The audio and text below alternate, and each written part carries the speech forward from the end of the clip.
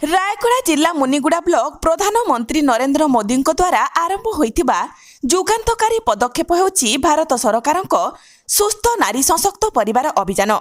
ଏ ଅଭିଯାନ ମାଧ୍ୟମରେ ଦୁର୍ଗମ ଅଞ୍ଚଳ ଏବଂ ତୃଣମୂଳ ସ୍ତରରେ ଥିବା ସମସ୍ତ ଅଭାବୀ ମହିଳା ଓ ପରିବାରଙ୍କୁ ସ୍ୱାସ୍ଥ୍ୟ ସେବା ସହାୟତା ପ୍ରଦାନ କରିବା। ଏହି ପରିପ୍ରେକ୍ଷୀରେ ଆଜି ମୁନିଗୁଡ଼ା ଗୋଷ୍ଠୀ ସ୍ୱାସ୍ଥ୍ୟ କେନ୍ଦ୍ରରେ ଆୟୋଜିତ ସୁସ୍ଥ ନାରୀ ସଶକ୍ତ ପରିବାର ଅଭିଯାନର ଶୁଭାରମ୍ଭ କାର୍ଯ୍ୟକ୍ରମ ଜିଲ୍ଲା ସ୍ୱାସ୍ଥ୍ୟ ଓ ପରିବାର କଲ୍ୟାଣ ବିଭାଗ ଆନୁକୂଲ୍ୟରେ ଅନୁଷ୍ଠିତ ହୋଇଯାଇଛି।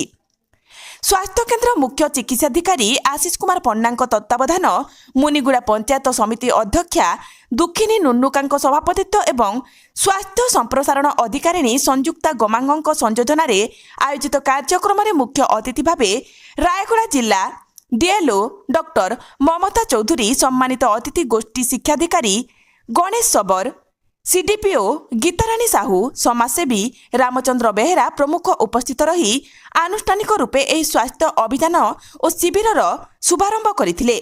ରାୟଗଡ଼ାରୁ ପ୍ରସାଦ ସାହୁକାରଙ୍କ ରିପୋର୍ଟ, ପ୍ରତିଜ୍ଞା ଲାଇଭ୍।